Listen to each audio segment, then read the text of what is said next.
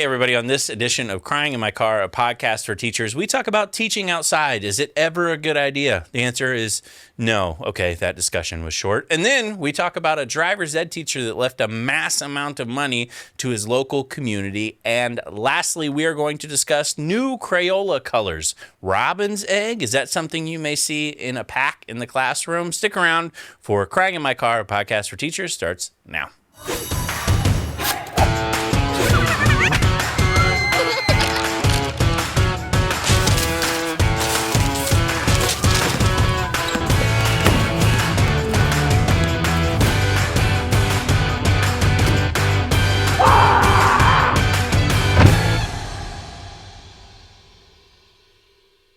Hey, everybody. Welcome to Crying in My Car, a podcast for teachers. My name is Devin Siebold. Got my good buddy, Mr. James Yan. Find him online, James Yan Comedian, and all the social media platforms. Be sure to follow, like, subscribe, share wherever you're watching this, listening to it.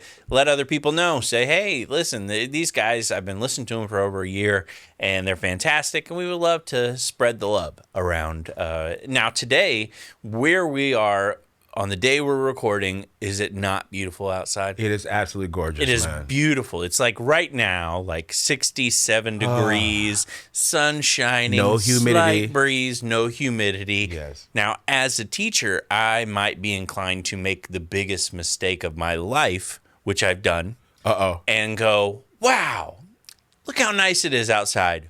We should go outside for class.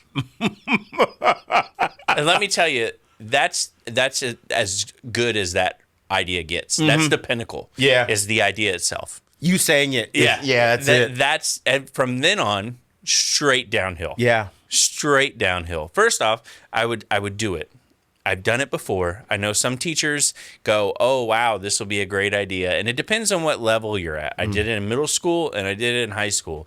I don't know that I could do elementary. They'd chase squirrels. They'd be up the tree in 7 minutes. It'd be like the military. You're going to lose a few good men. You are going to. Yeah. You're not coming back with everybody. No, you're not. Hopefully the good ones. Yes, there you go. But that's the thing is that I've done it, and I've said, hey, it's nice outside. Let's go outside.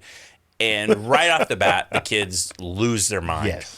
Absolute, like they've never seen outside. Like I'm in Shawshank, and I'm like, you know what? Hey guys, let's go do the roof. And they're like, what? There's one little kid going, and that's when I told Andy. Yeah, because here's the thing: we're a creature of habit, right? So we know we've been trained. During certain times of the day, we're supposed to be inside a building, under fluorescent light, listening to a teacher. If you change that up at any point, put us outside. Ooh, we can't handle that. No. They just came from PE. Yeah. I watched you outside playing football. Yes. And I say, hey, let's do that again. They go, what? What?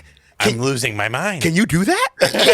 Twice in one day? Yeah. What's funny to me is let's go outside. And on the way to take my class outside, we'll find two of the students that I marked absent. And I'm like, what are you doing out here? They're like, oh. You didn't tell us to meet you out here? Oh, I thought we were doing I've literally done that. I've been walking my students outside and seen another student that was supposed to be in my class. They're like, oh, hey, I was just coming. I'm like, we're the opposite direction. What are you doing out here? Oh, it's such a beautiful day out. Yeah, I was like, I know he's going to want to go outside. I know him. Yeah. You love great weather, Mr. Siebold, and Exactly. I figured you'd be out here. So I've done it a few times out. The first things first is you tell them we're going to go outside, and immediately they don't take their things. No. And I go, we're still doing class. We're not just going outside for recess, So you do need your stuff. Yeah. And so then we go outside, and the hardest part at first is finding a place. Now, before my first school had like nice area, and I thought, hey, this is perfect. My first venture out into the world. There you go. With the kids. And I said, hey, guys, have a seat. I think two of them sat in an ant pile. There was like bees around me. Yeah. And first off, you really have to be fully aware of the weather. Because it can look nice and it can feel nice briefly. Yes. But standing in the direct sun, like sometimes you go, wow, it's not 70 out here. Here. It's 94. Yeah. And I'm sweating. And we're all hot. And now I have a sunburn because I'm British. I literally am British. You and are. I burn instantly. And so... You're not a red coat, but your skin looks like it. Exactly. Yeah. And I'm sitting out there just like boiling or bugs. And then, of course, by the way, I don't know why, but every time I've gone outside to do an outside lecture, I start to talk, and then an air show pops up. Yes.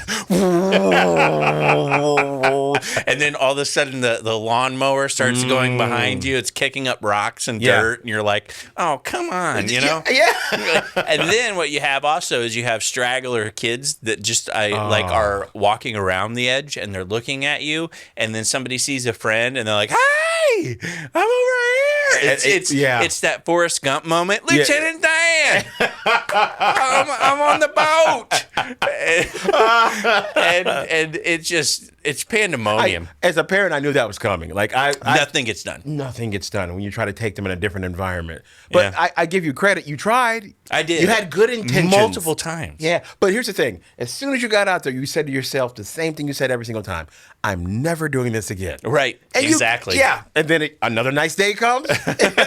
You don't realize like how big of a mistake it is and how much planning comes into it. Yeah. I thought one time, my second or third time, I said, "Oh, they just put new benches and tables outside over at the lunch area. Let's go over there because there'll be room. We can all sit, and then we'll be outside." And I did. And you know what we did? We sat down, and then I said, "All right, guys, take out this and let's start answering these questions."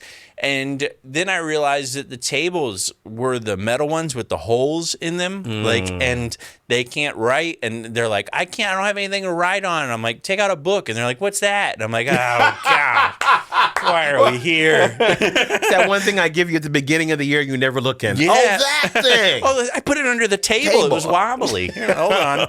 But yeah, it's exhausting. I bet it is, Yeah, man. but the elementary teachers, I've seen them try to do it, and it's miserable out there too. No. They think because you're outside, it's time to play. Because that's what they've been trained. Yeah. I'm outside. I should be playing. I should be running. I should be kicking. I should be doing stuff. And I get out there and I go, I should be running too. And kicking and Away. screaming. Yeah, away from just all this. forever. Oh, my God. How many times have you tried that in your teacher career, like trying to take the kids out? A few. Yeah, it probably, I would say 5-6 times. Gotcha. And it never worked. And I was going to say, was that last time literally your last time? It was. And I'm going to tell this story real quick on here. I know I've told it on here. I may have even told it to you, so I'll make it brief. But I had an old history teacher that used to say, hey, we need to go out. It's a beautiful day. Let's go outside. And it turns out that we would go and we would walk the track. And she told us to think about the stuff that we were doing in class and get some fresh air. And truthfully, she was under the bleachers smoking cigarettes. And it was her smoke break. And she'd be like, it's a nice day. And one time, I swear to you, she opens the curtains. There's lightning, rain. She goes, it's looking good outside. You guys want some fresh air? I'm like, I don't want that fresh air. Yeah, I don't want any of that. And we were walking outside in the rain. Gotcha. She brought us out in the rain. She was under the bleachers smoking a cigarette. That must have been one hell of a cigarette that she wanted to smoke. Had to have been. Yeah. But it was a tough school. So she needed a cigarette or two. She probably could have bummed them off the students. It's funny. Let me get one of those. Hey, let me get one of those. But It's a rough school because you guys got pneumonia while walking around in the rain. Yep, exactly. Now, for this episode, too, I want to talk about one other thing. Over the break, my kids became obsessed with a movie, okay? And we talked about it briefly when you walked in, but I wanted to bring it up. Okay. Leo. You haven't seen Leo I have not yet. seen Leo. So Leo's on Netflix. Leo's Adam Sandler, Bill Burr. Very funny movie. The basis of it is that Leo is a lizard. He's the pet in the classroom. It's a lizard and a turtle. They're in a tank and they're in the class. And they realize they've been there for 74 years. 74? Yeah, and Leo realizes his lifespan is 75. And so he's like, I've never been outside the classroom. What am I going to do? And they get a substitute teacher because the teacher is pregnant and she gets taken away. And the substitute teacher says that they need to take Leo home for responsibility. That's right. And that happens. When they do, he starts talking to the kids and filling them in on his life lessons that he's learned in his 74 years. Gotcha. And talking them through their problems. And he becomes basically the class psychologist. And all the kids don't know that he is talking to just everybody, but they think he's talking to them specifically. Very funny movie. Now, my only issue. The only issue that I have, and it's always this way, but I feel so bad. Why, as a society, do we always paint the substitute teacher as the worst human being in the entire world? Why is it always like you ever see a substitute teacher come in, and it's just like, well, they're painted as incompetent, overly angry, mad. They're like the shrewd old person, and it leans heavy into that. Well, let me answer it with a Bible verse, if I could, from the Old Testament. Okay. If it walks like a duck, if it quacks like a duck, it's probably a duck. I don't remember that one. I'll be honest with you. I don't. I think it was in Genesis. Yeah. Oh, yeah. You were talking. Okay, if thou walks like the duck. Yes, that's the one I'm talking about. I didn't get it. But okay, it's a horrible stereotype because I know there's some good substitutes out there, but there are a lot that are just maybe collecting a paycheck. Yeah. I mean, I think my own personal experience, I've left sub plans, and then I remember distinctly one time I left a plan. An actual teaching plan. Because we were told to leave an actual teaching plan and not just a movie. And they literally wrote me a note and said, "This is too much. I showed a movie." Wow. Just, nah. I decided not to do my job today and put in a movie. It's funny because the lesson plan you left, one word, teach. Yeah. That's it. But see, this is us leading into the stereotype. But that particular instance made me so mad because I was like, it's in your job description, substitute teacher. Sure. And you're like, you know what? I don't think the whole teacher thing is what I want to do. Nah. Yeah. But I can show movies. Yeah. Leo. Let me show Leo. There you go. But no, I felt bad. Like, as soon as the substitute walked in, I laughed. I thought, that's funny. And then I just sat there the rest of the movie, and I was like, they just make this poor woman out to be so terrible. Yeah. And it's and all these kids are watching it, and my kids, I'm not gonna lie, I think they I don't know if they got a vibe or something, but anytime I talk to my children, I'm like, so how was school today? They're like, there was a sub. And I'm like, oh, yeah. Okay. And they're like, yeah, there was a substitute teacher. That's and interesting. I get that you don't, maybe it's, okay, so there's one of two things here. Maybe all subs stink and then that my kids are encountering. Yes. And I'm not going to say all subs. I'm saying that my kids encounter and they don't like them. Or maybe they have so much love for their regular teacher that it's like, if somebody was like, hey, I'm your wife for the day. And you're like, you're not my wife. You're not my wife. You're not the I boss love of my me. wife. Yeah, exactly. Yeah. It's like, but let me ask you a question. How old are your kids? 7, 8, and 11. Okay, that's telling. At that age, you still have that hero mentality when it comes to your teacher. You look at them like they can do no wrong. You really like them a lot. But when you get older, like high school, we saw a sub walk in, we were like, party, party. You loved it because you knew that you were not going to do the normal things you're supposed to do. Those kids love and look up and respect their teacher. Do you realize that my students would come in and talk like Michael Jackson had walked into the building when they had their, like, a substitute they knew they could take advantage of? Oh, yeah. They'd be like, you're going to believe this, Miss Clemens, she's out. You know who they got? And they'd be like, Mr. DeLonge. And they'd be like, what? No, we're gonna, I'm not even going. He won't even know I'm going. He doesn't even take roll. Yeah, I know. Yeah. And they kind of knew who they could take advantage of. There were some subs that were great. So I do want to acknowledge that I do like some substitutes. Some substitutes that I had dealt with, I didn't like. Yeah, you didn't care And for. apparently my kids get a bad vibe from some substitutes. And, maybe it's the whole paying the minimum wage and expecting them to do a whole lot more. Everything, yeah. Could be something to do with that. Got it. But I felt bad when I saw Leo because I was like, subs aren't all like that. But They're not. we lean into that stereotype, the evil substitute teacher.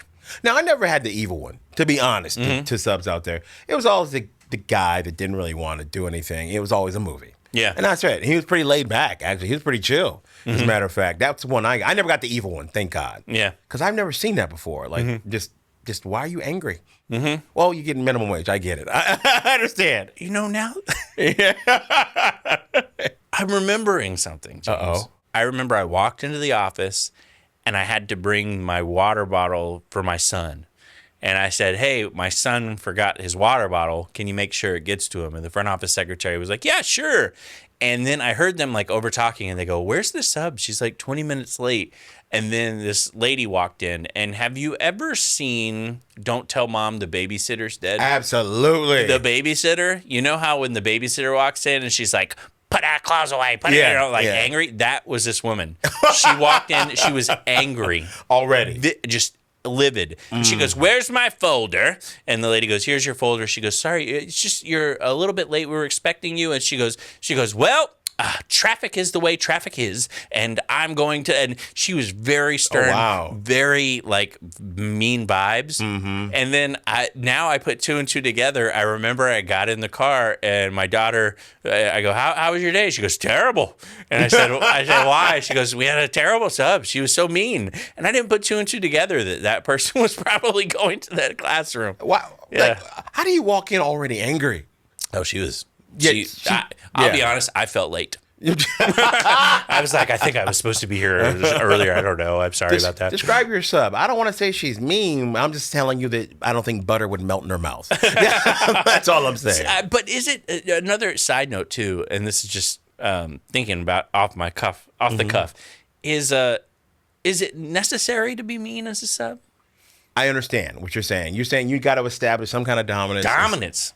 From the get-go. I did. Or they're going to take advantage of it. I was a substitute for one day. For one whole day? One whole day. Gosh, what'd you go in there and do? Kick over a table? It was science class. No. Okay. So I was a teacher for a year. Yeah. And then got laid off during the crash, 2008. And then I got hired again. But I didn't think I would get hired right away. And so I took a substitute job for one day, and then I got hired the next day. Dope. And so the one day that I was a sub, I walked in, and literally the kids came in. I said, just so you know, I'm a teacher.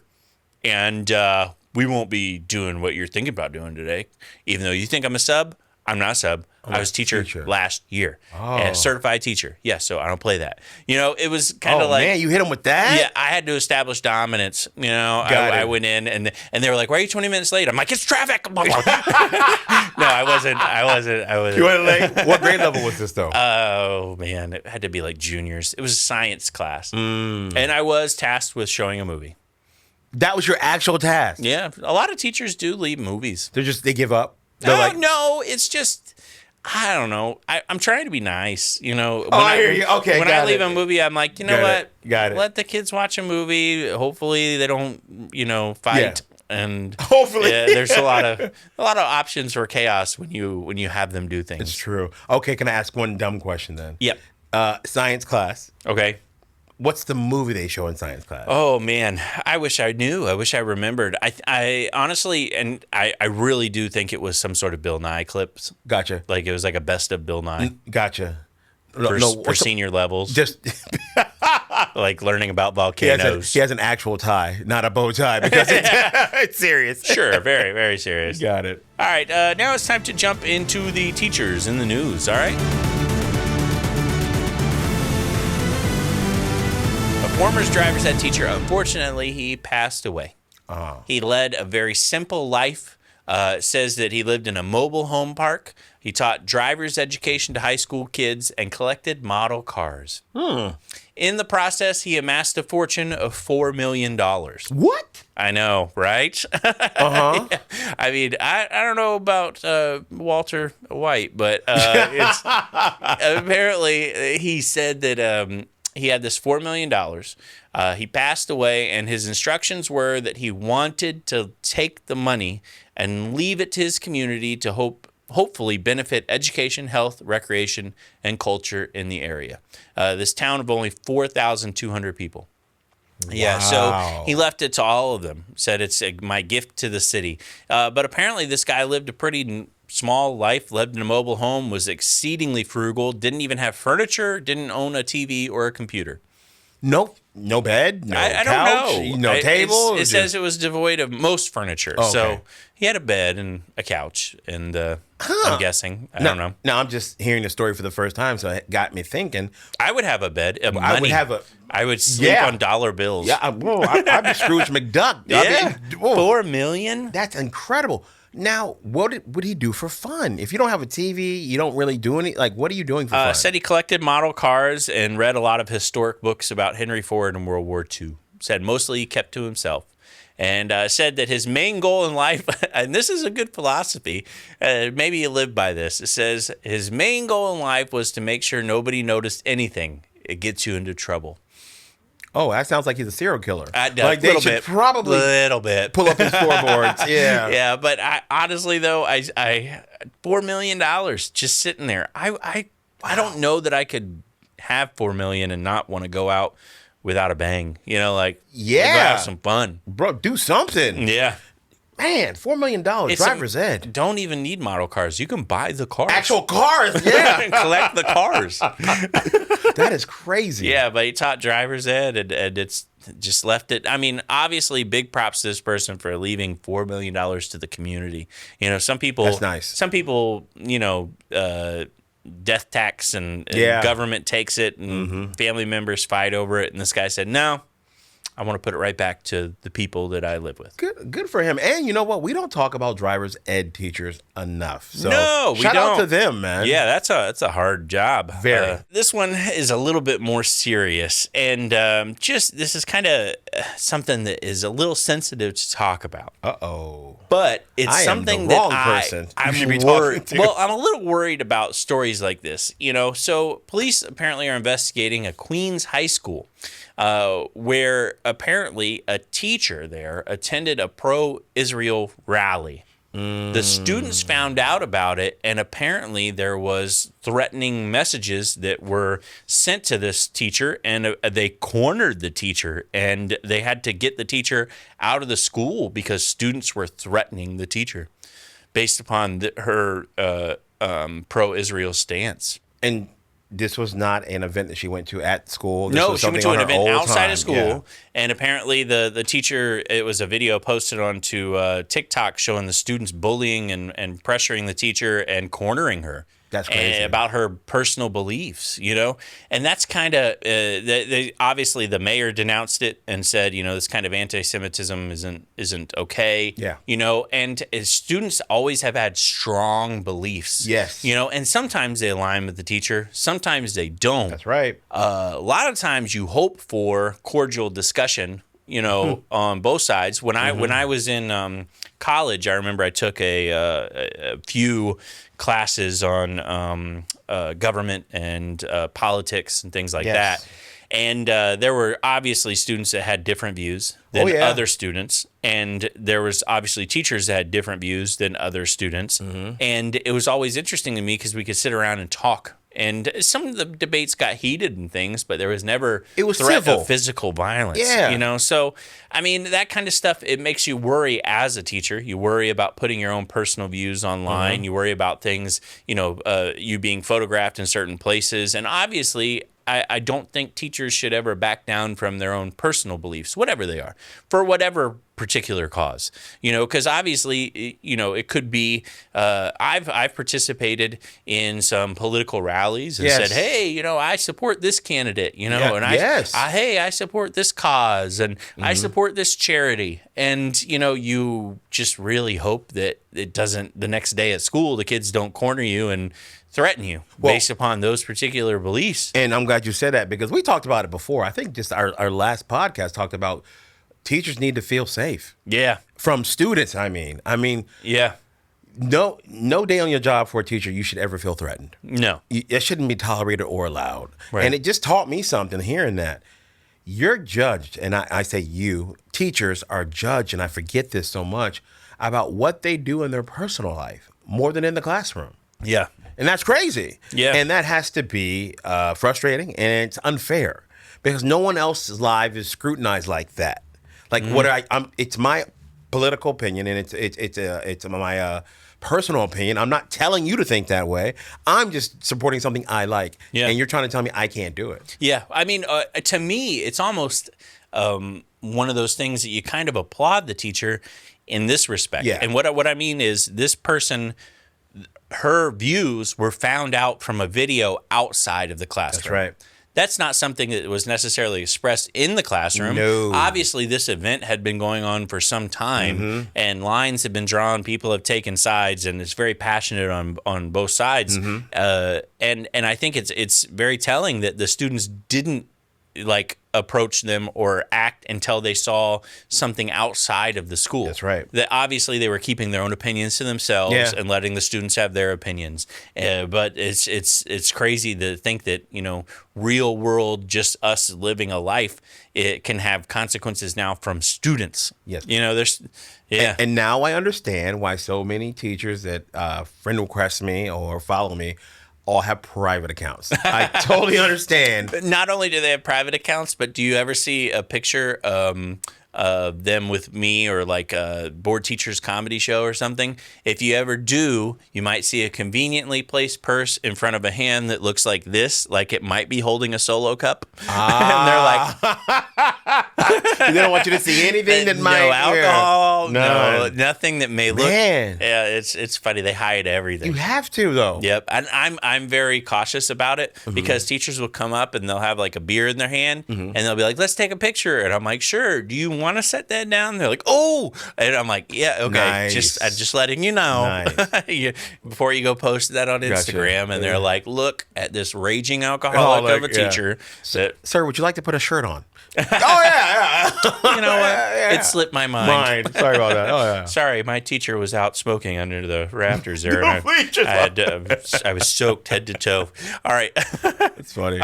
Next one.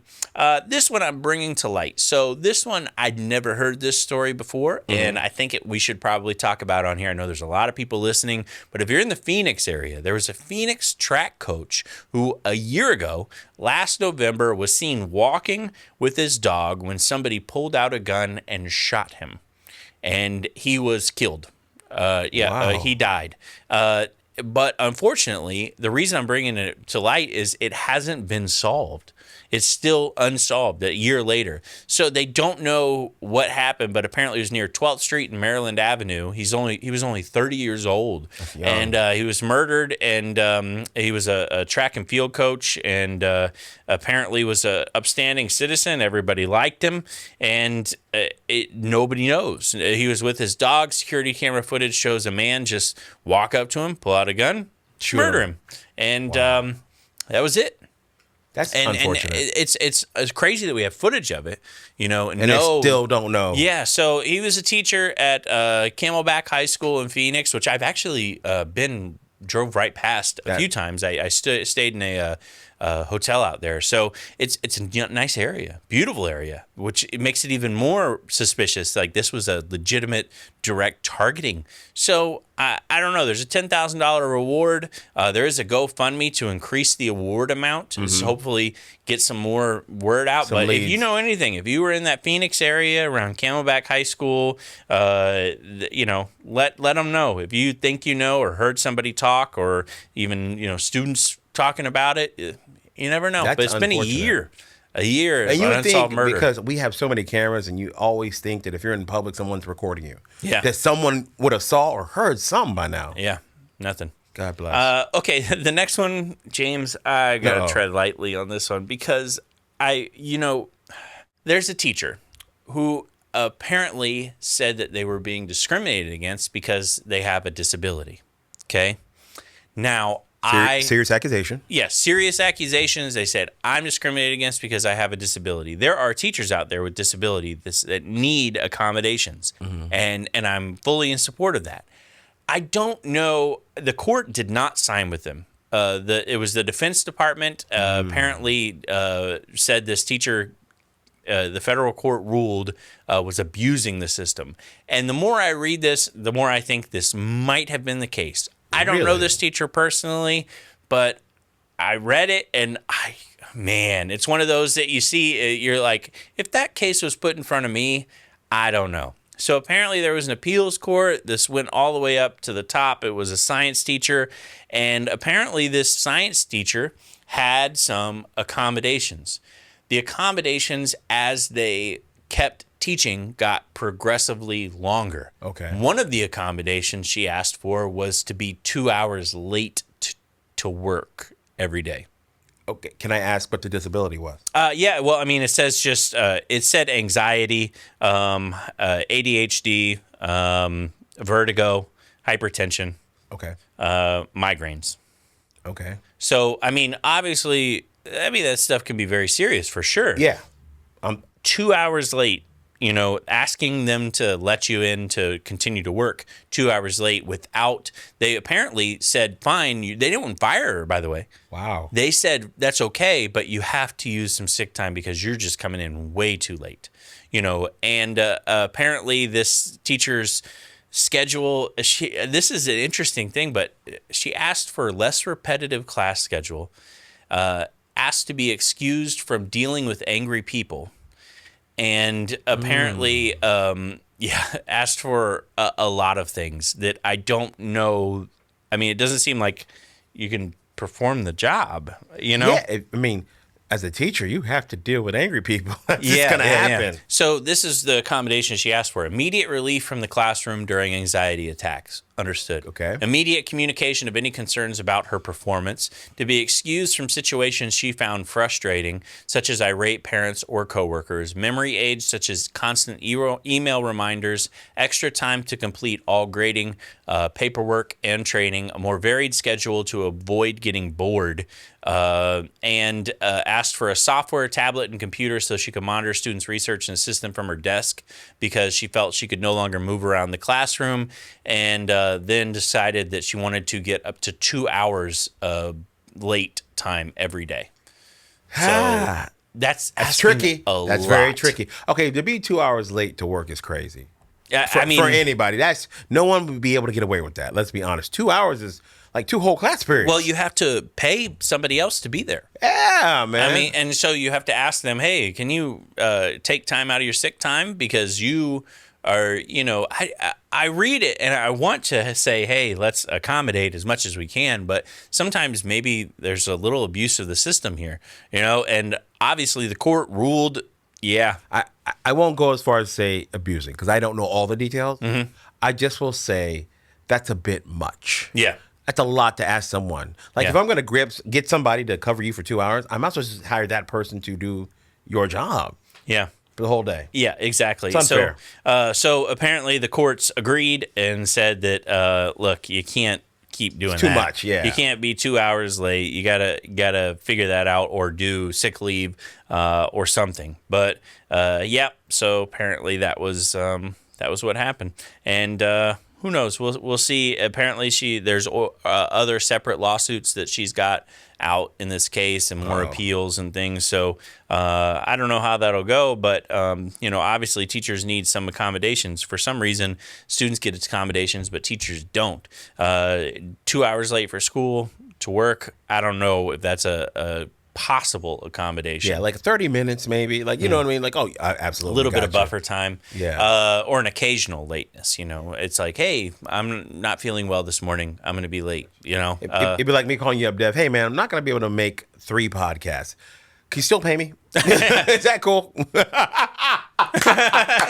Sure, I will. I just got to head outside with my class. Yeah, no, right. Gosh. I gotta. All right. This last one. Boy, we are talking about some serious issues today. We are.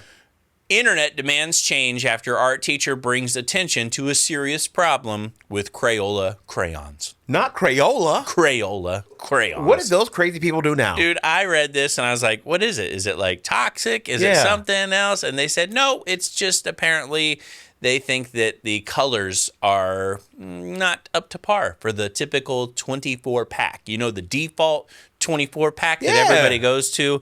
They said apparently this particular person put out a video, said, "Dear Crayola, many color theory teachers like myself use your products. Crayola crayons are just about synonymous with the joy of exploring and discovering color. However, I'd like to suggest the current lineup of 24 pack be adjusted. So here's what they had to say and why.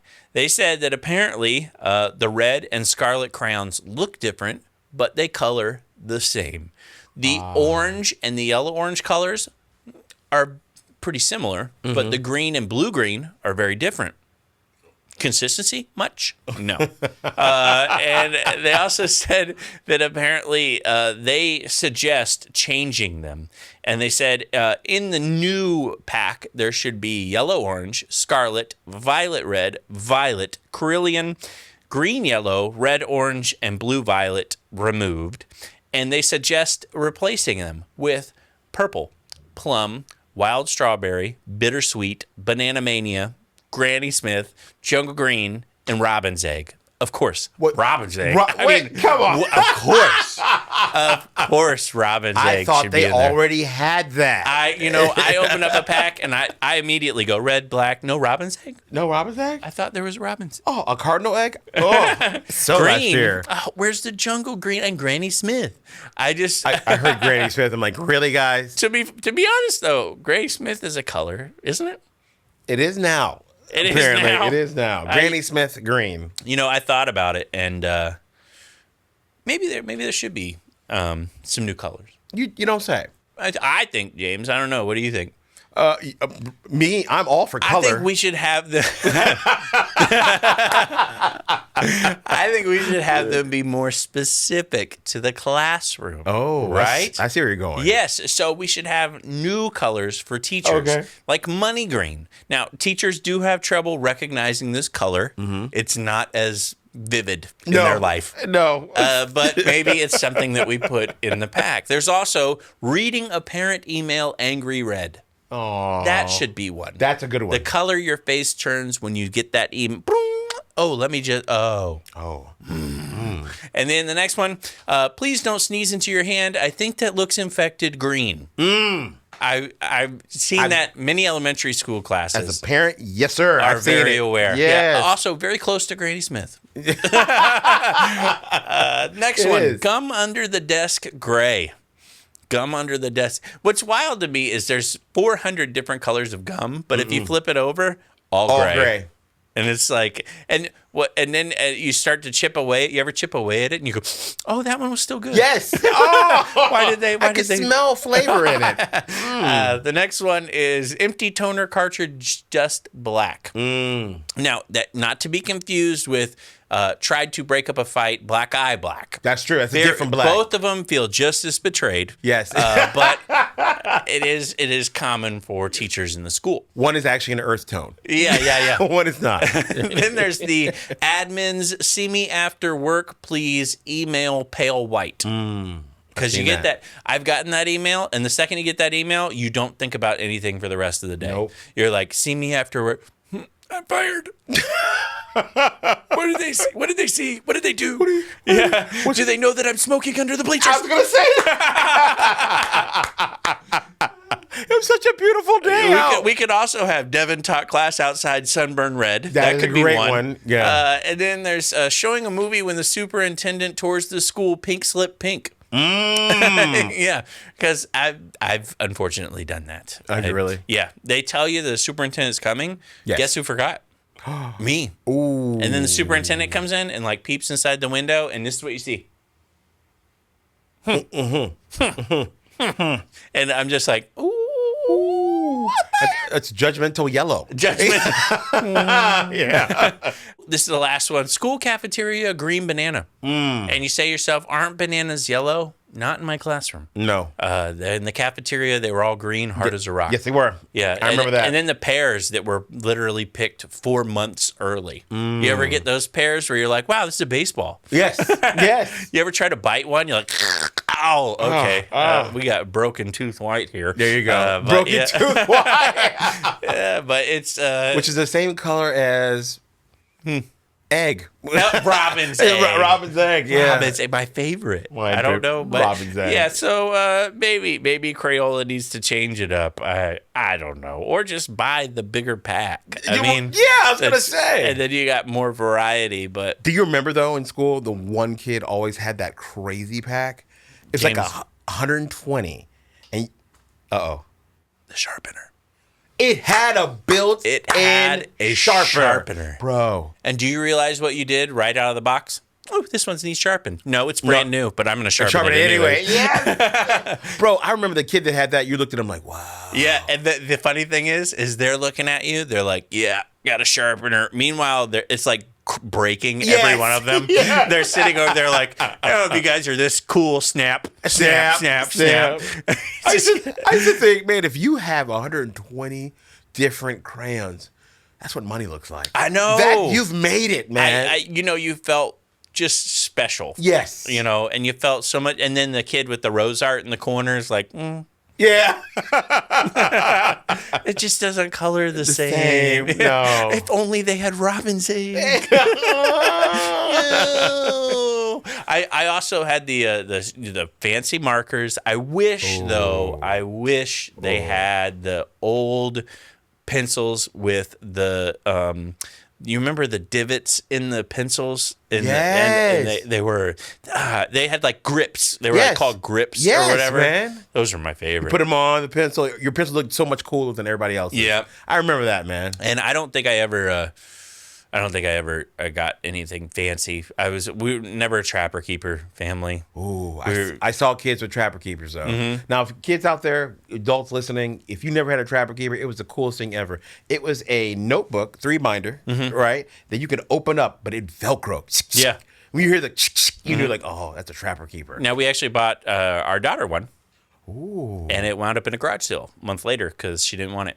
And I was like, you don't appreciate the fine things in life. God. And suddenly I was outside under the bleachers smoking a cigarette. 8-year-old Devin was like, what? I know. She didn't appreciate it. Didn't appreciate it. I was like, this was the iPad of my day. It was. It was the iPad. It seriously was, man. Yeah, I don't know. But now they just give these kids these, your kids got planners? Yes. Yeah, school district would spend $700,000 on planners. Yes. Personalized planners, by the way. For kids. With the year on them. What? And then to go in the office and there's like a box of like 700 extra planners. Right. That's right. Like, how about next year we don't put the year on it?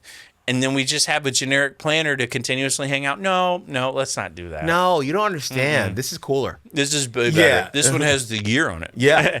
And you know what? Who's there encouraging it? The salesman that sold them the one for the year on it. He's like, you guys ready to re-up the next year? Yeah, we are. Anyways, James, how do people find you, my friend? The same way you can always find me. And I want to thank everybody for actually reaching out to me and giving me comments and subscribing. I love that you guys do that. Thank you for friending me.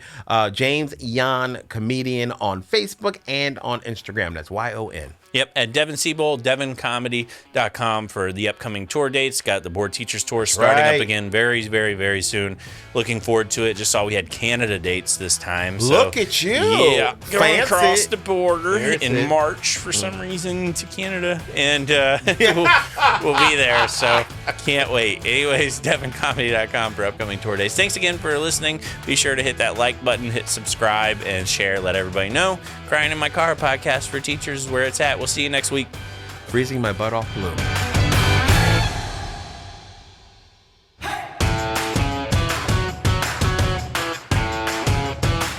There might be a clip up there. There might be a clip down there. If it's got our face, if it's other people's stuff, come back. Don't click on that. But us. Suggested things. That's us. Crying in My Car. Devin Siebold, James Yon, Board Teachers. Watch. New trailer for Indiana Jones. No, don't do that. Don't do that.